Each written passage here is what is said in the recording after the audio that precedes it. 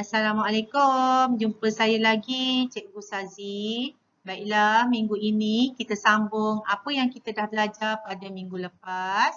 Tapi minggu ini kita akan tengok tajuk yang seterusnya. Namun masih di bawah bab 2 iaitu pemfaktoran dan pecahan algebra.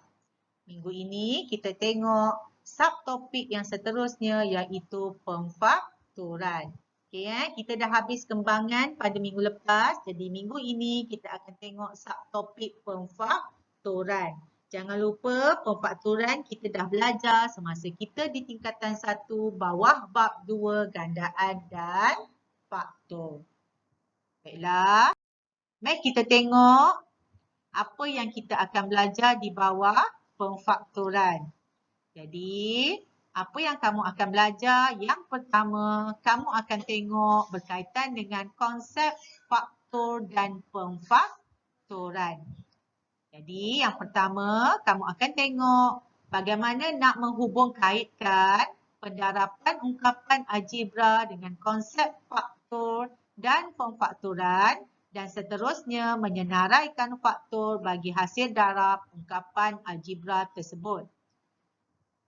Berdasarkan konsep ini, kamu perlu yang pertama dapat menyatakan faktor bagi sesuatu ungkapan algebra yang diberi.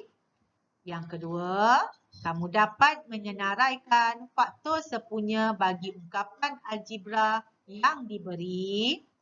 Dan seterusnya, kamu dapat menulis dengan jelas faktor sepunya terbesar iaitu FSTB bagi ungkapan algebra yang diberi.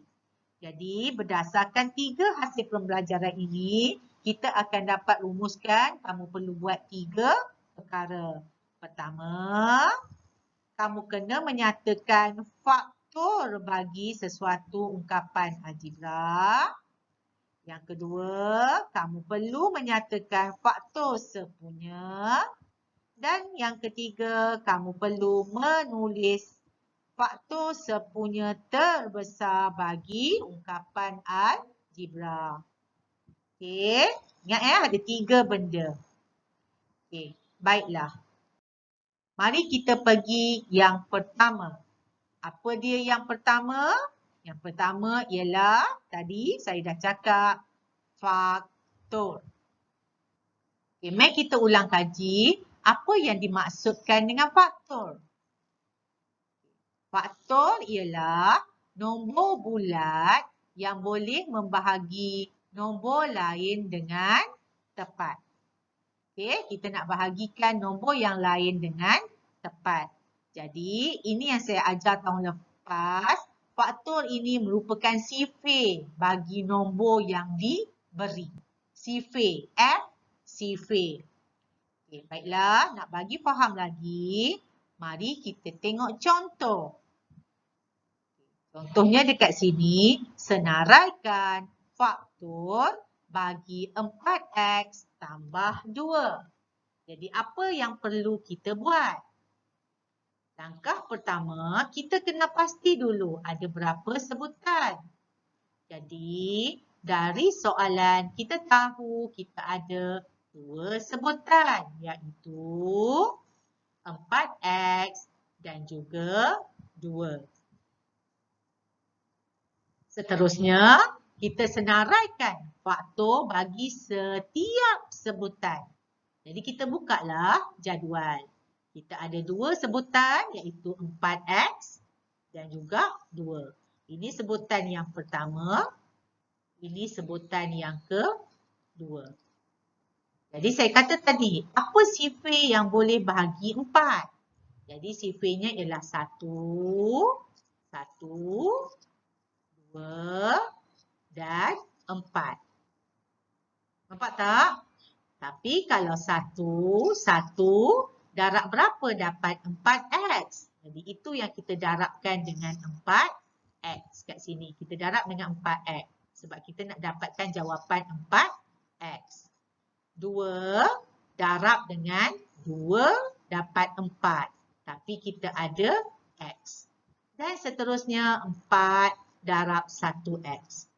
Sampai di sini kita hanya terbalikkan jawapan dia di sini tadi. Okey, nampak tak? Ini dekat belakang. Kita pindahkan ke depan. Orang kat depan kita pindahkan di belakang. Boleh? Okey. Jadi kalau saya tanya, saya kata senaraikan faktor bagi setiap sebutan. Jadi sebutan ini, faktor bagi 4x ini ialah 1, 2, okey, lepas tu 4, lagi 4x, betul tak? 4x, lagi 2x, 2x, lagi 1x ataupun x sahajalah. Itu dia punya faktor. Okay, sekarang faktor bagi 2. Okay, sifir apa yang ada nombor 2? So, kita ada 1 dan 2. Jadi, faktor bagi 2 ialah 1 dan 2. Boleh? Itu namanya faktor. Okay, baiklah. Seterusnya, ada 3 tadi kan? Yang kita nak tengok apa dia faktor sepunya. Mari kita ulang kaji sikit. Okay, faktor sepunya ialah kita share faktor yang sama.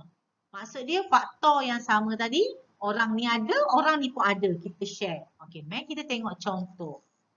Jadi, kita ada tadi, nyatakan faktor sepunya bagi 4x tambah 2.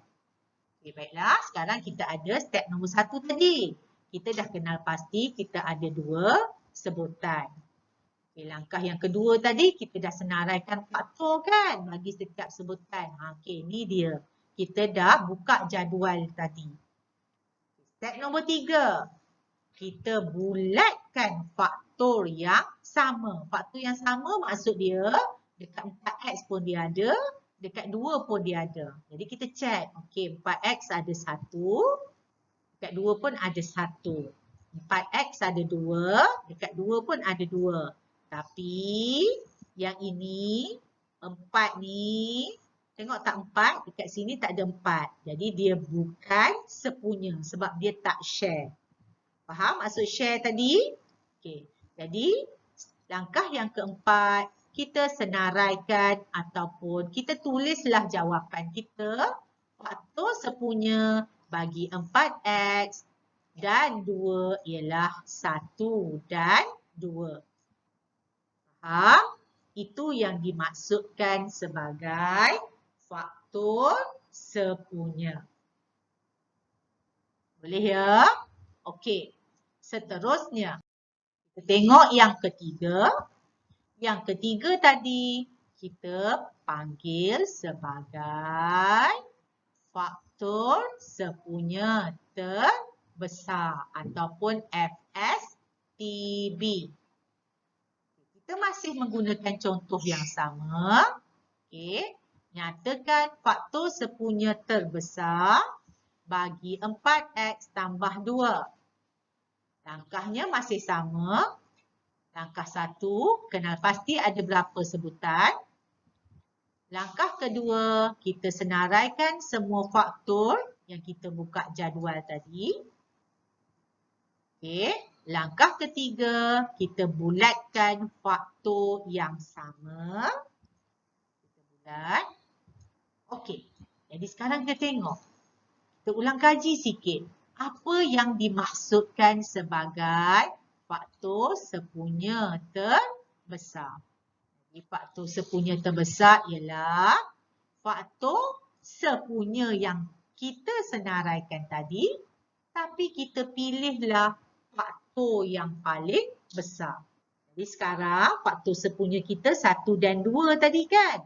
Jadi kita pilih antara 1 dengan 2, mana nombor yang paling besar. Jadi dari sini kita dapat tahu faktor sepunya terbesar bagi 4x dan 2 ialah 2. Boleh?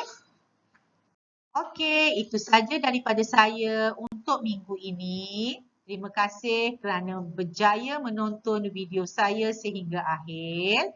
Jangan lupa like, share dan subscribe channel saya. Tapi sebelum itu, ada latihan untuk kamu semua di muka surat 33. Jom cuba 2.2 soalan nombor 1 A hingga E. Okey, bye semua. Assalamualaikum.